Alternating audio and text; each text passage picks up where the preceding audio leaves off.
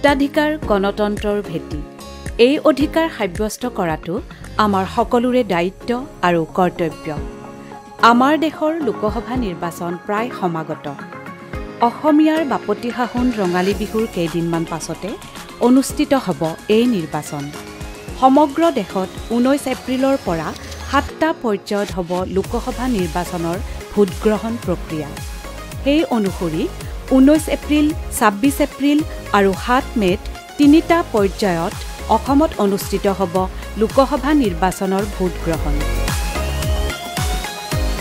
এইবাৰ অসমৰ ভোটাৰসকলে 14টা লোকসভা সমষ্টিত নিজ নিজ প্ৰাৰ্থীৰ বাবে ভোটাধিকাৰ সাব্যস্ত কৰিব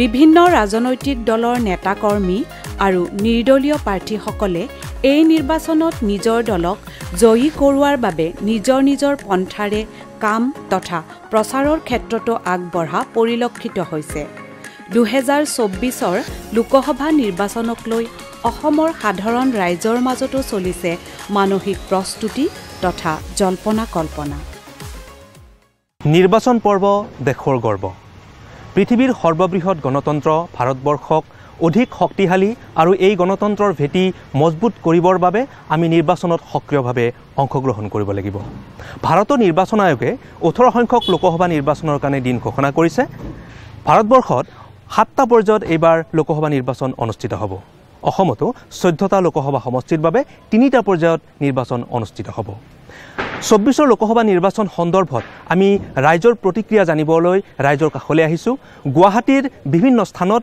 আমি আজি ৰাইজৰ মতামত জানিবলৈ প্ৰয়াস কৰিম বৰ্তমান আমি উপস্থিত আছোঁ গুৱাহাটীৰ জাপৰিগোগত থকা জনজাতি যুৱক সংঘৰ খেলপথাৰত ইয়াতে বহুকেইগৰাকী গণ্যমান্য ব্যক্তি আৰু স্থানীয় ৰাইজ উপস্থিত আছে আমি তেখেতসকলৰ সৈতে লোকসভা নিৰ্বাচন সন্দৰ্ভত তেওঁলোকৰ মতামত জানিবলৈ প্ৰয়াস কৰিম তেখেতসকলে আগন্তুক চৰকাৰখনৰ পৰা কি বিচাৰে বা প্ৰতিনিধিসকলৰ পৰা তেওঁলোকে কি আশা কৰে এই বিষয়ে জানিবলৈ আমি চেষ্টা কৰিম তেনেহ'লে আহক আমি আজিৰ এই অনুষ্ঠানটিৰ মাজলৈ আগবাঢ়ো আপোনাৰ পৰা আমি জানিব বিচাৰিছোঁ 24ৰ লোকসভা নিৰ্বাচন সম্পৰ্কে আপুনি কি ক'ব বিচাৰিব যেহেতু এইটো এটা আমাৰ সংবিধান প্ৰদত্ত কথা যে আমাৰ 5 বছৰ প্ৰতি 5 বছৰৰ মূৰে মূৰে নিৰ্বাচন হয় এইবাৰো নিৰ্বাচন হ'ব আমি নিৰ্বাচন এইটোৱে আশা কৰিছোঁ য'ত যিখন চৰকাৰ হ'ব সুস্থ সবল হওক য'ত দুৰ্নীতি বোলা শব্দ নাথাকে সুন্দৰভাৱে দেশখন পৰিচালনা কৰে লগতে আমাৰ অসমখনো পৰিচালনা কৰে আৰু ৰাইজৰ যি অভাৱ অভিযোগ খুব বলিষ্ঠভাৱে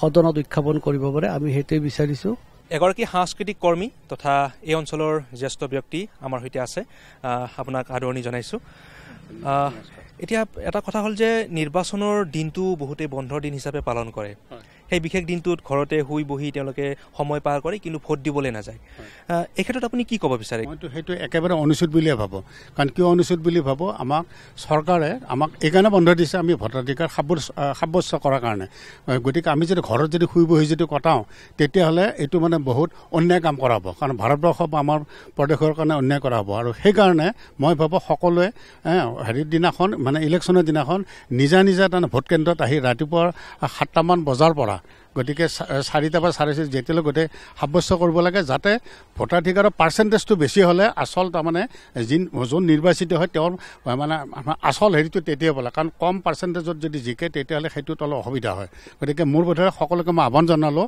আপোনালোকৰ এই চেনেলৰ জৰিয়তে যাতে মানে সকলোৱে ওলাই আহি পেলাই আমাৰ নিৰ্বাচনৰ বন্ধ দিন হিচাপত সেইটো নধৰি পেলাই মানে আমি তাৰমানে সেইটো বন্ধ নকৰি পেলাই আমি যাতে দেশ গঠনত আমি সহায় কৰিব পৰা ভোট দি পেলাই সেইটোকে মই আহ্বান জনাইছোঁ সক্ৰিয়ভাৱে সকলোৱে যাতে হেৰি কৰে সেইটো কবিতাৰে মনৰ অনুভৱ প্ৰকাশ কৰিব এগৰাকী বাইদেৱে আহক তেনেহ'লে আমি তেখেতৰ কবিতাৰ মাজলৈ আগবাঢ়ো বাইদেউ সকলোলৈ মই সশ্ৰদ্ধ প্ৰণাম জনাইছোঁ আৰু মোৰ মনৰ কথাখিনি কবিতাৰে আপোনালোকক জনাবলৈ বিচাৰিছোঁ কবিতাৰ শিৰোনাম নিৰ্বাচন পূৰ্ণতা প্ৰাপ্তিৰ বাট সমগ্ৰ বিশ্বতে আলোড়ন সৃষ্টিকাৰী এটি নান্দনিক শব্দ এই নিৰ্বাচন কীৰ্তিৰ এধাৰী মালা সকলো জাতি বৰ্ণ ধৰ্ম নিৰ্বিশেষে নিৰ্ভয়েৰে যোগদান কৰিব পৰা এটি পবিত্ৰ উৎসৱ এই নিৰ্বাচন হালোৱা হজুৱা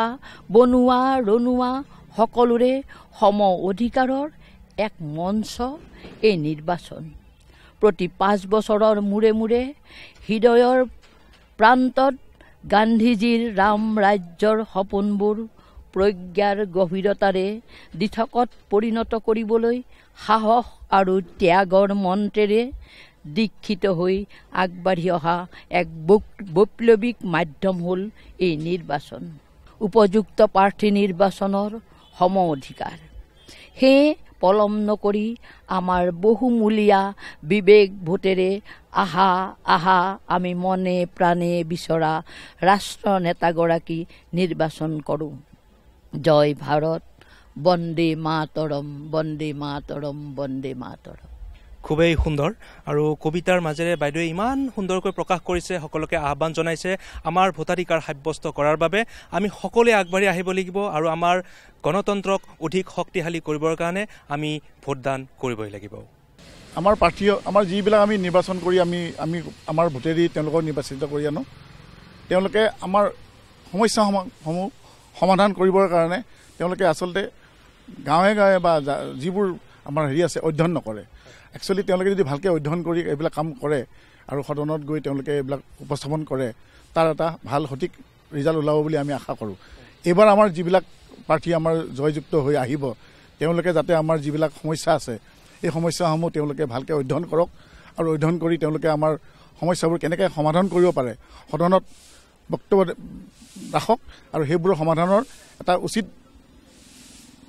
বিচাৰ কৰি আমাৰ ৰাইজক উপহাৰ দিয়ক। এইটোৱে আমি কামনা কৰোঁ তেওঁলোকৰ পৰা হোৱা। আৰু তেওঁলোকে আমাক আজি ধৰক যিবিলাক প্ৰতিশ্ৰুতি দি যায় সেইবোৰ যাতে আখৰে আখৰে পালন কৰে, 100% পালন কৰি পেলাই আমাৰ ৰাইজক আমি ৰাইজে যিটো উৎসাহেৰে ভোট এজন মানুহক নিৰ্বাচিত কৰি আনো তাৰ যেন তেওঁলোকে আমাৰ উচিত আমাক পুৰস্কাৰ হিচাপে তেওঁলোকৰ প্ৰতিশ্ৰুতিবিলাক পূৰণ কৰে। এইখিনি আমি আশা কৰোঁ প্ৰতিনিধিৰ পৰা। মোৰ ফালৰ পৰা মোৰ এইটো ব্যক্তিগত কথা যে আমি প্ৰাৰ্থীজন কেনেকুৱা দলৰ ওপৰত প্ৰাধান্যটো আমি পিছত দিম, কিন্তু প্ৰথম মই চাব লাগে আমি প্ৰাৰ্থীত্বটো যে প্ৰাৰ্থীজন চাৰিওফালৰ পৰা যিজন প্ৰাৰ্থী ভাল হ'ব তেখেতকে আমি নিৰ্বাচিত কৰিব লাগে। কাৰণ আমাৰ যি লোকসভাৰ এই যি নিৰ্বাচন হয় এই নিৰ্বাচনত আমাৰ এই প্ৰাৰ্থীজনে যাব লাগিব দিল্লীলৈ, য'ত ৰাজধানীত গোটেই ভাৰতবৰ্ষৰ MP বিলাকে লগ লাগি কথা বতৰা পাতে আৰু আমাৰ দেশৰ যিবিলাক অসুবিধা আছে সেইবিলাক তেওঁলোকে তাতে অৱগত কৰিব লাগিব। আৰু তেখেতসকলে ভালকৈ যদি অৱগত কৰিব পাৰে আৰু যদি বাকী সংসদবিলাকৰ চকু তেখেতৰ ফালে নিক্ষেপ কৰাব পাৰে তেতিয়া আমাৰ বহুখিনি কামত আহে। আৰু সেয়েহে মোৰ ফালৰ পৰা মই আকৌ কৈছোঁ যে আমি মানুহজনক প্ৰাৰ্থী হিচাপে উপযুক্তভাৱে চাব লাগে আৰু তেওঁকে ভোট দিব লাগে। এটি গীতৰ মাজেৰে লোকসভা নিৰ্বাচন সন্দৰ্ভত নিজৰ মনৰ ভাৱ প্ৰকাশ কৰিব বাইদেৱে। আমি তেখেতৰ কাষলৈ যাব বিচাৰিছোঁ। বাইদেউ নমস্কাৰ জনাইছোঁ। অতি কম সময়ৰ ভিতৰতে মোৰ স্বামী অকণ বৰুৱাই এটি গীত প্ৰস্তুত কৰিছে। আমি নিৰ্বাচনৰ বিষয়ে ক'ব লগা, আমি যিহেতু সাংস্কৃতিকৰ মানুহ হয় গতিকে মই গীতৰ মাধ্যমেৰে অকণমান ক'বলৈ চেষ্টা কৰিছোঁ। আহিল আহিল আমাৰ নিৰ্বাচন, সাজু হোৱা দেশৰ জনগণ। আহিল আহিল আমাৰ নিৰ্বাচন, সাজু হোৱা দেশৰ জনগণ। সকলো একগোট হোৱাৰ প্ৰয়োজন, প্ৰাৰ্থী বাছনি কৰাৰ আয়োজন। সকলো একগোট হোৱাৰ প্ৰয়োজন, প্ৰাৰ্থী বাছনি কৰাৰ আয়োজন। আহিল আহিল আমাৰ নিৰ্বাচন, সাজু হোৱা দেশৰ জনগণ। জাতি ধৰ্ম বিচাৰ নকৰি, যোগ্যজনক বিচাৰ কৰি। জাতি ধৰ্ম বিচাৰ নকৰি, যোগ্যজনক বিচাৰ কৰি। পাতি দিম আমি দেশৰ প্ৰতিনিধি, তেহে হ'ব আমাৰ প্ৰগতি। পাতি দিম আমি দেশৰ প্ৰতিনিধি, তেহে হ'ব আমাৰ প্ৰগতি। একতাই হোক আমাৰ প্ৰতিশ্ৰুতি আমি হলো সজাগ ভোটাৰ ভোটদান আমাৰ অধিকাৰ আমি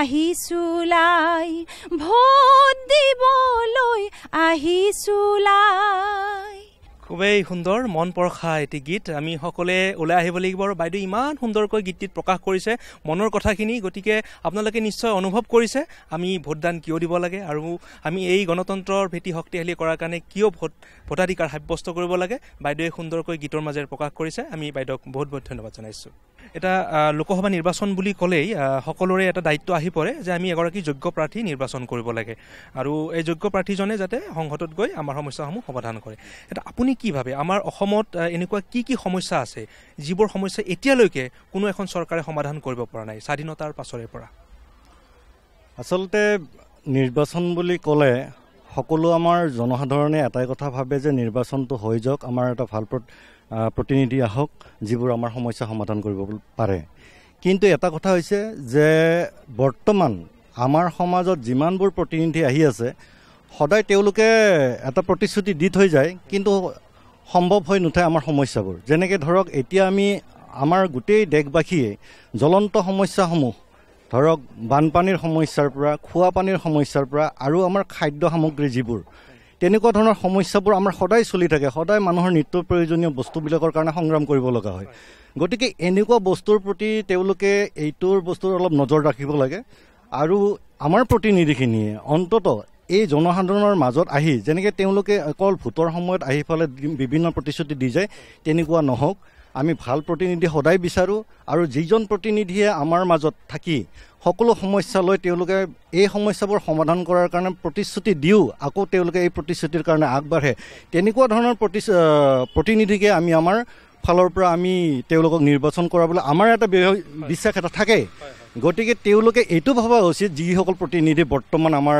এতিয়া নিৰ্বাচন আয়োগৰ লগত এটা প্ৰতিদ্বন্দ্বিতা কৰিব তেওঁলোকক আমি এইটো ক'বলৈ বিচাৰোঁ যে যি প্ৰতিনিধিয়ে আমাক বা যি চৰকাৰেই নহওক আমাৰ কথা হ'ল কি যিজন প্ৰতিনিধি হ'ব তেওঁলোকে যাতে আমাৰ সমস্যাবোৰ সমাধান কৰাৰ কাৰণে গুৰুত্ব আৰোপ কৰে আৰু তেওঁলোকে আমাৰ জনসাধাৰণৰ মাজত আহি তেওঁলোকে যাতে আমাৰ এই সমস্যাবোৰ বুজ লৈ সক্ৰিয়ভাৱে তেওঁলোকে জড়িত হৈ পেলাই এই সমস্যাৰ কাৰণে আগবাঢ়িব পাৰে সমস্যা সমাধানৰ কাৰণে মহিলা হিচাপে আপুনি নিশ্চয় অনুভৱ কৰে বহুতো সমস্যা আছে গতিকে আগন্তুক লোকসভা নিৰ্বাচন সন্দৰ্ভত আপোনাৰ মহিলাসকলৰ সমস্যা সন্দৰ্ভত কি ক'ব বিচাৰিব যিসকল প্ৰাৰ্থী বিজয়ী হ'ব প্ৰতিনিধি বা নতুন চৰকাৰ যাৰেই নহওক গঠন হ'ব তেখেতসকলৰ পৰা কি আশা কৰে মহিলা হিচাপে আমি আচলতে মহিলাসকলে তেখেতসকলৰ পৰা যিহেতু এইবাৰ মহিলাই সকলো ক্ষেত্ৰত বিভিন্ন দিশত আগবাঢ়ি আহিছে মহিলাসকল পিছ পৰি থকা নাই দেখিব পাইছোঁ যে পুৰুষৰ লগত সমানে ফেৰ মাৰি মহিলাসকল ইতিমধ্যে জাগ্ৰত হৈ যিকোনো সামগ্ৰিক সমস্যাৰ প্ৰতি তেখেতসকলে অনুশোচনা বা তেখেতসকলে উপলব্ধি কৰিব পাৰি যিকোনো ক্ষেত্ৰত আগবাঢ়িছে তাৰে ভিতৰত যোগ্যজনে তাৰমানে জিকি ৰাইজৰ ভোটত বিজয় হৈ তেখেতসকলে নিশ্চয় সংসদত যাই আমাৰ মহিলাৰ যিবিলাক সামগ্ৰিক সমস্যা আছে ইতিমধ্যে বিভিন্ন সমস্যা দূৰ হৈছে তাৰে ভিতৰত কিন্তু মধ্যবিত্তৰ কাৰণে অকণমান হ'লেও কিছু অসুবিধা আছে সেই ক্ষেত্ৰত তেখেতসকলে যাতে সংসদত যাই মাত মাতি আমাৰ মানে সকলো ৰাইজৰে যিবিলাক অসুবিধা আছে বা মহিলাৰ অসুবিধা আছে সেইখিনি তেখেতসকলে দূৰীকৰণৰ কাৰণে মাত মাতিব বুলি আশা ৰাখিছোঁ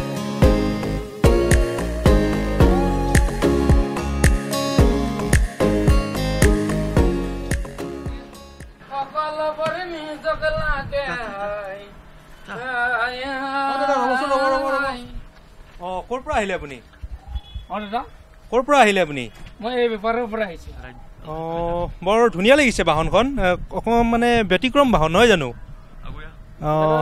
কি কৰিব কৰিছোঁ আৰু বাৰু আপোনাৰ নামটো কওকচোন পৰিচয়টো লৈ লওঁ আমি মোৰ নামটো হ'ল মহম্মদ মফিজ আলী মফিজ আলী আচ্ছা আপুনি ইয়াতে আগত কিবা পোষ্টাৰ লগাইছে এইবিলাক দেখিছোঁ এইবিলাক কিয় লগাইছে আপুনি বজাৰ আমাৰ ভাৰতৰ মানে হেৰি মৌলিক অধিকাৰ না আমাৰ সকলোৰে সেইকাৰণে ভোটটো কিছুমানে নিদিয়া কৰি থাকে মৌলিক অধিকাৰ বুলি মানে গমেই নাপায় আৰু ভোটটো নিদিলে যে কিমান ক্ষতি হয় এইটো নাজানে আৰু অনুভৱ নকৰে সেইকাৰণে মই ভাবিছোঁ আমাৰ দেশৰ এটা উন্নত যিহেতু আমাৰ ভাৰতৰ এটা মৌলিক অধিকাৰ আমাৰ সকলোৰে এটা যদি ভোট মানে ইফাল সিফাল হৈ যায় নহয় নিজিকা হৈ যায় আৰু জিকা হৈ যায় সেইকাৰণে মই এইটো মানে উদ্দেশ্য কৰি মানে এইকাৰণে মানে লগাইছোঁ। লোকসভা নিৰ্বাচনৰ কাৰণে আপুনি এনেধৰণে আপুনি লগাই লৈছে নহয় জানো? এতিয়া আপোনাৰ কেনেকুৱা লাগি আছে নিৰ্বাচন যিহেতু আহি আছে লোকসভা নিৰ্বাচন? উগুল ঢুগুল লাগি আছে, খুবেই এটা চিন্তা হৈ আছে, কাক ভোটটো দিওঁ, কেনেকুৱা মানুহক ভোটটো দিওঁ, তেনেকুৱা এটা হৈ আছে মোৰ মনটো। সেইকাৰণে ভাবিছোঁ কি কৰোঁ কি নকৰোঁ। আৰু ভাল লাগিছে আপোনাৰ বাহনখন দেখিও ভাল লাগিছে, আৰু আপোনাৰ যি ধৰণে আপুনি সজাই লৈছে বাহনখন আমাৰ সঁচাই খুব ভাল লাগিছে। আৰু আপোনাৰ নিৰ্বাচন সম্পৰ্কে যিটো সজাগতা আপোনাৰ ব্যক্তিগতভাৱে আপুনি সজাগ হৈছে আৰু ইমান ধুনীয়াকৈ লগাই লৈছে, দুখন আগফালে এখন পিছফালে এখন দেখিছোঁ। গতিকে ভাল লাগিছে আৰু আশা কৰিছোঁ আপুনি এনেদৰে ৰাইজক সজাগ কৰিব আৰু নিৰ্বাচন সম্পৰ্কে লোকসভা নিৰ্বাচন সম্পৰ্কে সকলোকে আপুনি আগবাঢ়ি আহিবলৈ অনুপ্ৰেৰণা আগবঢ়াব। ধন্যবাদ জনাইছোঁ আপোনাক। ঠিক আছে, তাৰ কাৰণে আপোনাকো মই ধন্যবাদ জ্ঞাপন কৰিছোঁ আৰু সকলোকে মই মানে ভোটটো দিয়াৰ কাৰণে বেনাৰখন লগাইছোঁ। এখন নহয় দুখনে লগাইছোঁ। জীয়াই থকা পৃথিৱীখনত সকলোবোৰ নিজৰ নিজৰ, সকলোবোৰ নিজক লাগে।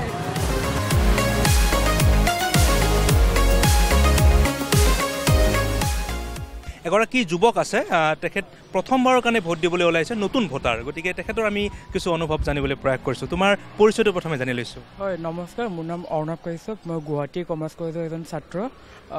মই এইবাৰ মানে প্ৰথমবাৰৰ কাৰণে ভোট দিম। চ' মানে মই বিচাৰোঁ যে মই আৰু মোৰ বয়সত যিমানসকল মানে ল'ৰা ছোৱালী আছে সিহঁতে নিজৰ ভোটটো দি দেশৰ ডেভেলপমেণ্টৰ এটা ষ্টেপ আগবাঢ়ি যায়। আমি নতুন চৰকাৰ এখনৰ পৰা বহু ধৰণৰ আশা কৰোঁ। তাৰে ভিতৰত ধৰক কিছুমান মূল কথা হ'ল আনএমপ্লয়মেণ্ট। আজিকালি আমি দেখা পাইছোঁ যে বহুত মানুহৰ সংখ্যা বৃদ্ধি হৈছে, কিন্তু মানুহৰ কাম কৰিবৰ কাৰণে কৰ্মস্থানৰ সংস্থাপন নাই।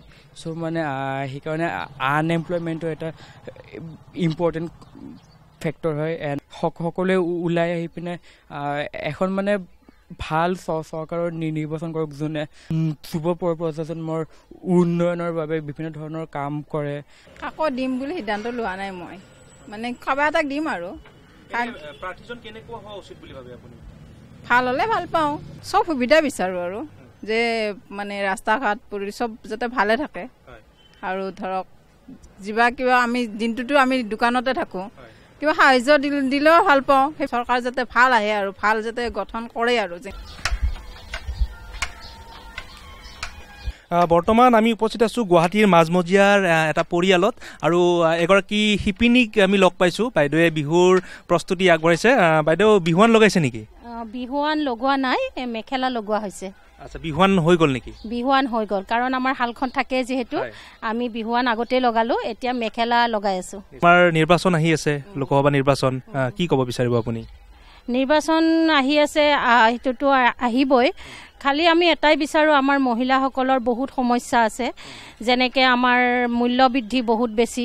যি বস্তুৱে কিনিবলৈ যাওঁ বজাৰত আমি সকলো বস্তুৰে দামৰ কাৰণে আমি কিনিব নোৱাৰোঁ। আৰু চিলিণ্ডাৰটো জানেই সকলো মহিলাৰ কাৰণে সেইটো এটা অসুবিধাৰ সন্মুখীন হৈছে, বহুত দাম চিলিণ্ডাৰৰ। আৰু বানপানীৰ লগতে আমাৰ এটা ডাঙৰ সমস্যা হৈছে, আমাৰ খোৱাপানীৰ বহুত অভাৱ। মই এইটোৱে আহ্বান জনাওঁ যে সকলোৱে আহক, ওলাই আহক। আমাৰ যিহেতু মৌলিক অধিকাৰ ভোট দিয়াটো, সকলোৱে পুৰুষ মহিলা ল'ৰা ছোৱালী সকলোৱে যাতে সদলে বদলে আহক, আহি ভোট দিয়ক আৰু যি চৰকাৰে নহওক জয়যুক্ত কৰক।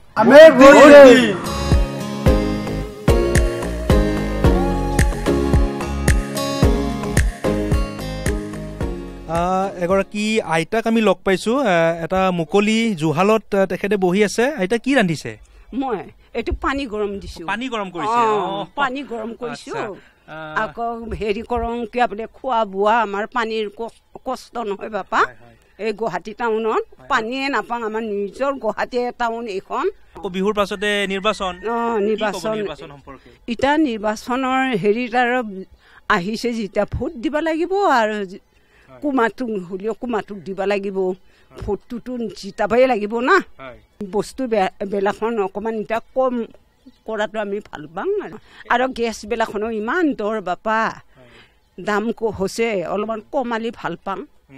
আৰু আমিও আশা কৰিছোঁ আপুনি এই বয়সতে ইমান সক্ৰিয় হৈ আছে, ৰন্ধা বঢ়া নিজে কৰি আছে নহয় জানো, বিহুৰ প্ৰস্তুতি কৰিছে, তাৰ মাজতো আপুনি ভোট দিব আৰু ভোট দিবলৈ সকলোকে আহ্বান জনাইছে। আপোনাক বহুত বহুত ধন্যবাদ জনাইছোঁ আইতা। আমি আশা কৰিছোঁ সকলোৱে আপোনাৰ দৰে সক্ৰিয় হৈ থাকক, সতেজ হৈ থাকক। ধন্যবাদ জনাইছোঁ আপোনাক। আমি বৰ্তমান উপস্থিত আছোঁ গুৱাহাটীৰ মাজমজিয়াত থকা এটা বাসগৃহত। ইয়াতে কেইগৰাকীমান ব্যক্তি মিলিত হৈছে। তেখেতসকলে আগন্তুক লোকসভা নিৰ্বাচন সন্দৰ্ভত সজাগতাৰ বাবে এক আয়োজন কৰিছে। বিশেষকৈ আমি কিয় ভোট দিব লাগে, ভোটদান সন্দৰ্ভত সজাগতা সৃষ্টিৰ বাবে তেখেতসকলে এখন সজাগতামূলক চুটি নাটক প্ৰস্তুত কৰিছে। তেনেহ'লে আহক আমি এই চুটি নাটখন এই মুহূৰ্তত উপভোগ কৰোঁ। এই বিষৰ যন্ত্ৰণা মোৰ একদম বহুত বহুত বিষ।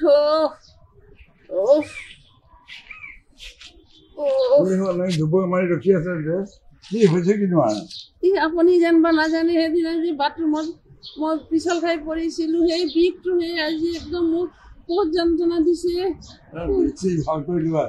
বিহুৰ দুদিন পিছতে লোকসভাৰ ইলেকশ্যন আছে, ভোট দিব লাগিব তুমি। হ'ব হ'ব, মই আৰু ভোট দিবলৈ নাযাওঁ, কোনে কি কৰে কৰক। দেশৰ এগৰাকী নাগৰিক এটা ভোটৰ মূল্য কিমান তুমি নিশ্চয় জানা। তুমি ভোট দিবই লাগিব আৰু তুমি দেশৰ এগৰাকী শিক্ষিত নাৰী হৈ তুমি যে এনেকুৱা কথা কোৱা, বাকী মানুহবোৰে কি কৰিব? মই ভোট নিদিওঁ, কোনে কি কৰিব কৰক, মই ভোট নিদিওঁ। দেউতা চাহকাপ লওক। পিছে দেউতা আপুনি কিবা মাৰ ওপৰত খং কৰা যেন পাওঁ, কিবা হ'ল নেকি? মাৰ বিষ ভোট দিবলৈ নাযাওঁ বুলি কৈছে, ভোট নিদিয়ে বোলে। গতিকে তুমিহে বুজাই দিয়া বুজাচোন অলপ। কি হ'ল, কিয় ভোট দিব নাযায় আপুনি? মই ইমান ভৰি বিষ, মই একদম এই শাৰী পাতি ভোট দিব নোৱাৰো নহয়। ইছৰাম মা, আপুনি যে কি কথাবোৰ কয়, টিভি চোৱা নাই, বাতৰি কাকত পঢ়া নাই, কি কৈ আছে? বৃদ্ধ ব্যক্তি, ৰোগীয়াসকল, আকৌ বয়োজ্যেষ্ঠ নাগৰিক, তেওঁলোকৰ বাবে সুকীয়া লাইনৰ ব্যৱস্থা কৰা হৈছে। যিসকল লোকে শাৰী পাতি ভোট দিব নোৱাৰে, তেওঁলোকে ঘণ্টাৰ পিছত ঘণ্টা থাকি ভোট দিয়াৰ কোনো প্ৰয়োজন নাই। আপুনি কিয় চিন্তা কৰিছে? আমি আছো নহয় মা, আপোনাৰ ল'ৰা আছে, ল'ৰাই আপোনাক গাড়ীৰে লৈ যাব, আমি ভোট কেন্দ্ৰ তাতে আপোনাক নমাই দিম, আমি লগত থাকিম, আপুনি 5 মিনিটৰ ভিতৰতে ভোটটো দি আহিব পাৰিব, নহয়নে দেউতা? হয়নে? আমি সকলোৱে লগ হৈ মাক ভোটটো দিয়াম। ইমান চিন্তা কিয় কৰিব লগা হ'ল? এইবোৰ একো চিন্তা কৰিব নালাগে। আপুনি সুকলমে ভোটটো দিব আৰু কাক ভোট দিব মাত্ৰ সেই বিষয়ে ভাবক। আপুনি কেনেকে ভোট দিব যাব সেই বিষয়ে আপুনি একো চিন্তা কৰিব নালাগে। আমি সকলোৱে লগ হৈ মাক লৈ যাম ন দেউতা? হয়, হ'ব হ'ব, আপুনি যাবই লাগিব। অ ছাৰ, পইচা দিয়ক, মই বজাৰত যাওঁ। আৰে হেৰি নহয়, কি মাছ খাব? মাছ চাছ কিয় লগা হ'ল? ভোটেই হোৱা নাই এতিয়ালৈকে। ভোট? কি হ'ল ভোটৰ? এই দেখিছে না কি হৈছে? অ বিষ, এই বিষ ভাল পাই যাব। এটা কাম কৰিম নহয়, মই বজাৰৰ পৰা শিঙি মাছ কিনি আনিম আৰু বৌ এটা কাম কৰিব, ভেদাইলতা গাছৰ পাই ভেদাইলতা ছিঙি আনি ভুজিব। বতাৰ পিছত সেই জোল খুৱাই তাৰ পিছত বাইদেউ একেবাৰে চনচনীয়া হৈ যাব নহয়। ই আৰু বায়েককে ঠনঠনীয়া কৰে। পিছে তোমাৰ কথা কোৱাচোন, এতিয়া তুমি মোক প্ৰথম কথা কোৱা, তোমালোকৰ সমষ্টিত লোকসভা নিৰ্বাচন কেতিয়া? সেইগিলা নিৰ্বাচন চিৰ্বাচন আমি কি জানো? কি নিৰ্বাচনৰ কথা নাজানা হে? নাজানোতো, আমি হলে হাজিৰা কৰি খোৱা মানুহ। প্ৰতিজন ধনী দুখীয়া সৰু ডাঙৰ সকলোৰে ভোটৰ মূল্য আছে। আৰু যদি তুমি ভোটটো দিব নোখোজা, তেতিয়া এজন অযোগ্য ব্যক্তিওতো নিৰ্বাচনত জয়যুক্ত হলে এখনতো নিকা সমাজ গঠন নহব পাৰে। গতিকে তুমি ভোট নিদিওঁ বুলি নকবা। অ কথাটো ছাৰ মই এতিয়াহে বুজি পালো। ভালকে বুজাই দিছি। হে মোৰ ভোটৰ মূল্য আছে। তাৰমানে ভোটত সৰু ডাঙৰ নাই। মই এটা কাম কৰিম বৌ, আমাৰ গাঁৱতো বহুত নপঢ়া মানুহ আছে, তাহাকো বুজাব লাগিব আৰু সকলোৱে ভোট দিব লাগিব। এটা কাম কৰিম ছাৰ, মই তেনেহ'লে ময়ো ভোট দিম। নিশ্চয় দিবি, নিশ্চয় দিবি। দিবাতো ভোট? দিম দিম, একদম চিয়ৰ। একেবাৰে দিম সঁচাই। মা ভোট দিব? দিব? এয়া মা একদম ৰেডি হৈ গ'ল। মা এইফালে চাওক, আমি এতিয়া এই আনন্দতে এখন চেলফি উঠিম। এইফালে চাওক, চাইছেনে মা? ৰেডি? 1 2 3। ও স্যার, আমরা উঠে দাও, আমি একটা সেলফি লও। 1 2 3। ভোটদান কেৱল আমাৰ মৌলিক অধিকাৰেই নহয়, ই এক পবিত্ৰ দায়িত্ব। এই দায়িত্ব পালন কৰি আমি আমাৰ দেশক সমৃদ্ধিশালী কৰি তুলিব পাৰোঁ, গণতন্ত্ৰক অধিক শক্তিশালী কৰি তুলিব পাৰোঁ। আগন্তুক লোকসভা নিৰ্বাচনত আমি সকলোৱে আগবাঢ়ি আহি আমাৰ ভোটাধিকাৰ সাব্যস্ত কৰোৱা হওক। আমি ভোটদান কৰাৰ লগতে আমাৰ আশে পাশে থকা সকলো সচেতন নাগৰিককে আমি ভোটদান কৰিবলৈ নিশ্চয় অনুপ্ৰেৰণা যোগাব লাগিব। আমাৰ দেশখন আগবঢ়াই নিবৰ বাবে আমাৰ ভোটাধিকাৰ অতি গুৰুত্বপূৰ্ণ। গতিকে আজিৰ এই অনুষ্ঠানৰ জৰিয়তেও আমি বহুখিনি কথা পাতিলোঁ, নাগৰিকৰ মনৰ অনুভৱ গম পালোঁ। আমি সকলোৱে একলগ হৈ আমাৰ দেশক আগবঢ়াই লৈ যাব লাগিব ভোটাধিকাৰ সাব্যস্ত কৰি। তেনেহ'লে এই আশাৰে আজিৰ এই অনুষ্ঠানটিৰ পৰা আমি বিদায় লৈছোঁ। আপোনালোকে চাই থাকিব DD অসম। ধন্যবাদ।